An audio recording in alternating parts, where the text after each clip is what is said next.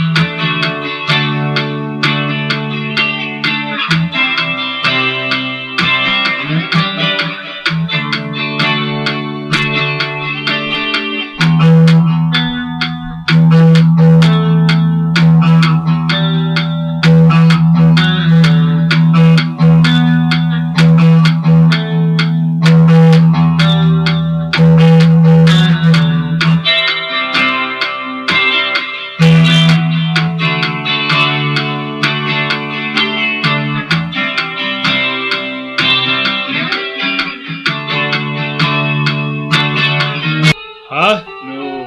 Yes. No. We are stressing the importance of recording shit. Are we?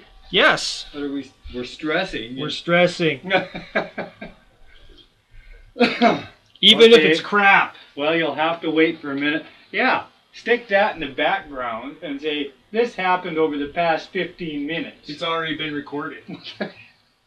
We're just sitting here bullshitting and that's what come up. That's right. You just don't know. Alright, so go ahead.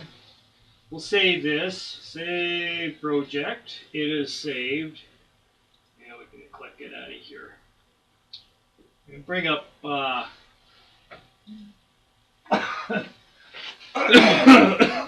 way back in 1990s. Way back in. Way back in 1990s. Let's get some more light in here. Holy crap. Nah. There we go. Could bring the shop lights over. Yeah, you could. Way back in the 1990s. This is what it was. Exactly. 4-track. Not this. Typical. Yeah. This. This is a typical cassette tape. You're recording? Not yet. Yeah, I am recording. You are recording? Yes. Okay. It's not metal or anything. It's just a regular standard tape. It's this one's kind of old and it's falling apart because it's old. Right. And We that used was to actually record- one of the good ones. Yeah. Too. And this is what we used to use to record. Of course, Dwayne didn't have it to record. But I did buy one of these back then and recorded a lot of stuff with it. And it's just a 4-track. And that's what we used. And I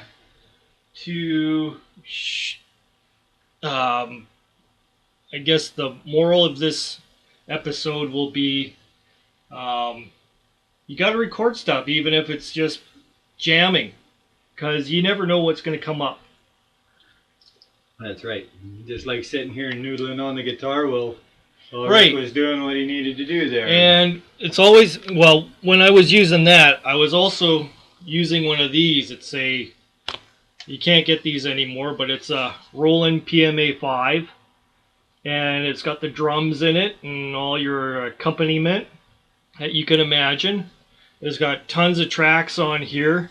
Tons and tons of tracks. Different styles and stuff that you can put together, or you could just like jam along with. And I use this, that 4-track, and a little powered 16-track mixer to throw everybody through. Yeah, you can get some cool stuff. I'll show you a track which I recovered from 1979 between me and another guitar player, Robin. And stuff that you'd go ahead and you'd start jamming away, just doing some crazy stuff, not making any sense, and you got one guy throwing down some chords the other guy noodling away on top of it, and shit happens. yeah, you never know what's going to happen. And in this case, a lot of shit did happen. So, right back here. Rick and Robin. Rick laying down chords. Robin jamming over top of it. We're both trading off stuff back and forth. Nothing's planned. Using that PMA5 rolling unit to give us a beat. And yeah, it gets crazy. So.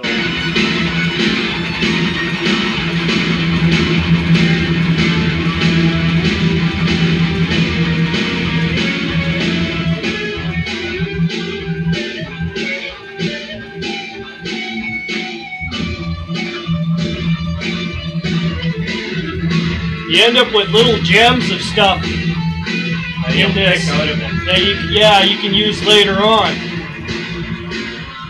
Like right now, it's just a mess of us, back and forth, just with the beat, getting the, stuff out of our fingers. We had just started jamming on this and started recording it. Let the juices flow. But eventually it starts to gel here.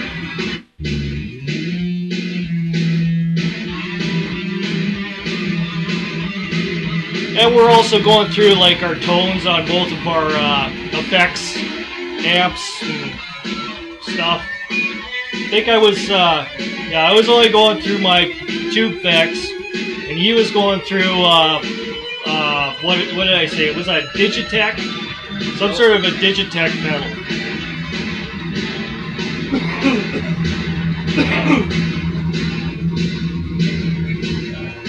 So here we start gelling.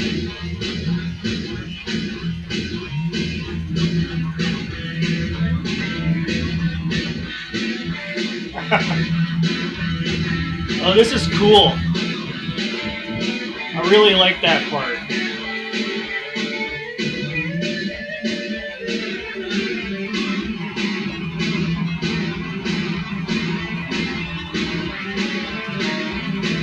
Timing too.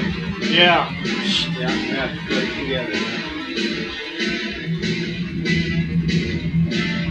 A lot of it does.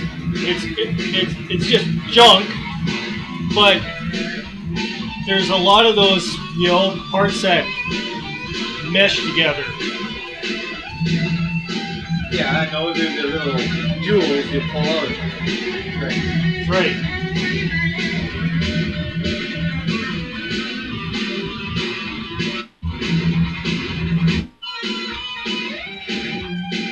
Now, we didn't always go with that beat. All I'm doing here is going through some of the settings, little drum beats here and there. We went to either corners. Right. Robin's doing his thing and Rick's doing his thing. Figure it out different.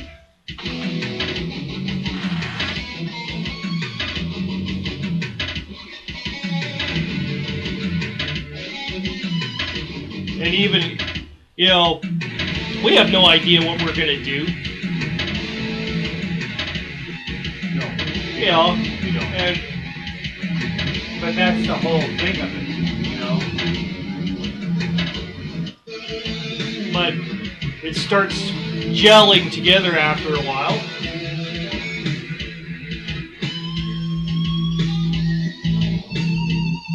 Going through a couple of different tones here. Patches.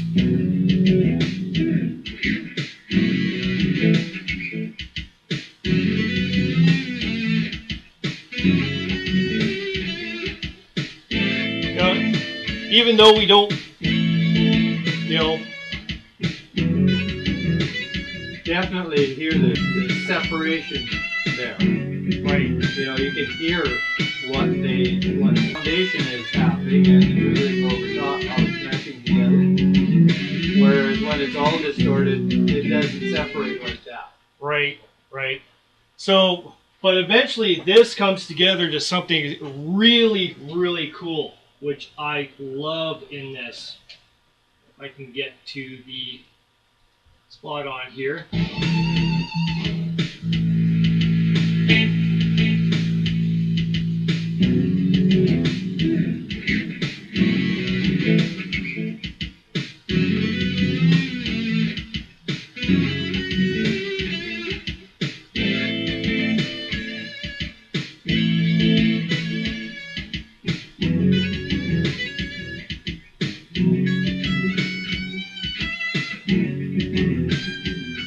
Sure, it might be a little bit further on here.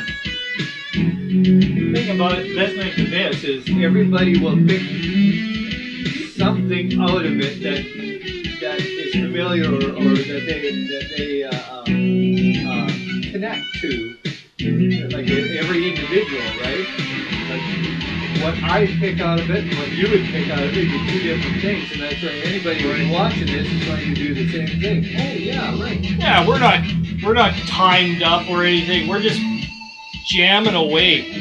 And then I get into a chord progression here, which Robin keys in on, which is crazy. That's right here.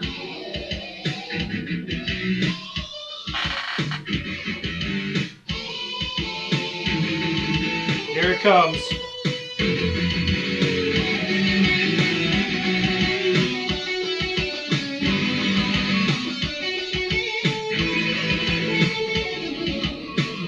That's what happens when you just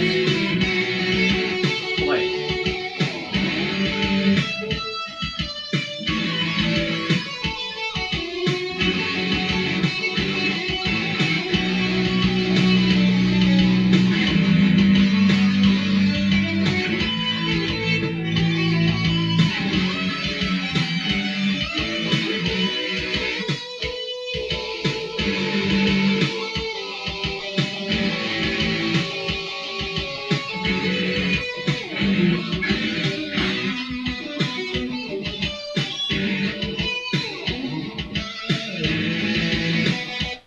So you can see how, just what seems to be utter senseless, just crashing, mashing guitars together. I mean, we're not Trying to structure anything. No, we're just playing around, and you can come up with some really cool stuff which you can use later on when creating your songs.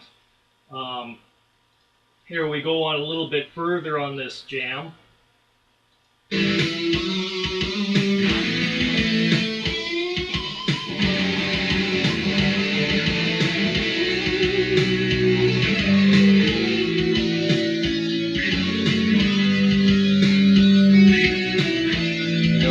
That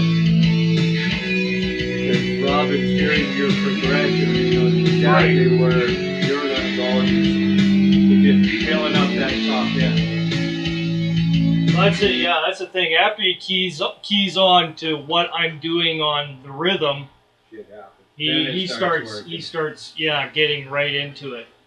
A little bit later on here. That's all. Like we said before, it's just passion. You're letting your juices flow. Right. Inspires you. So here I'm going through a couple more patches on the little drum sequencer PMA 5. I have no idea what we're going to be doing on this. It's all spontaneous.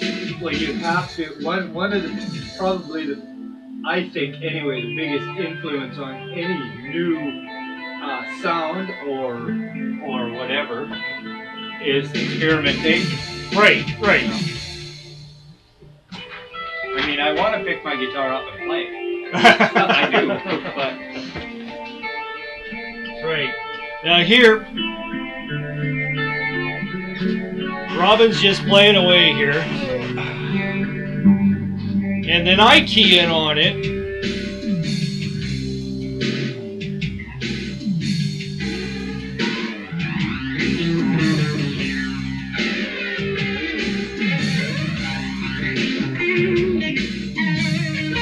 It's like a 12 bar. Yeah.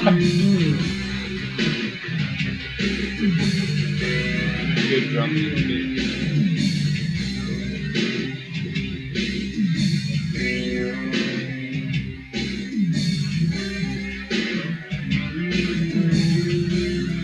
Then he's hearing what I'm doing on the rhythm suddenly, and he's just going along with it because he realized I keyed in on what he was doing on guitar, so now he's doing it back. Yeah, give and take.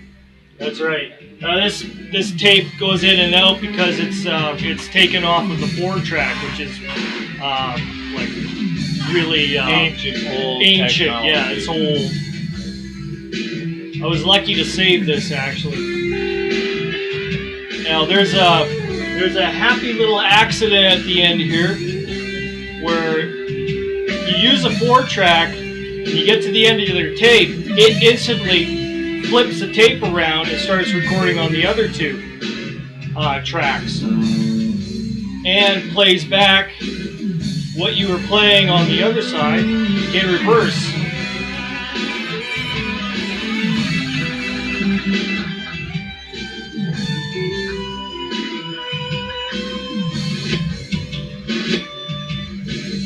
Which is kind of cool.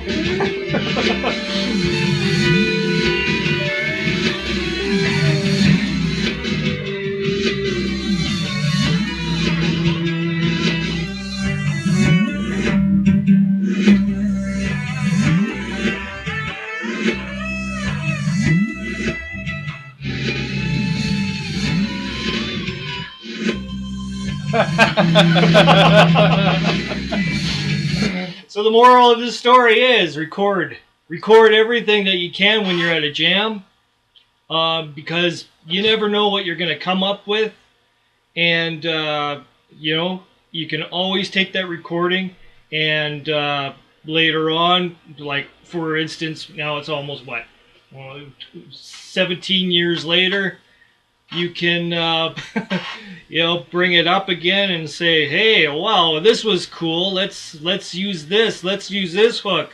Yeah. How did he do that? Oh, we got it recorded. Hey, you know, we can figure it out. So always record your stuff.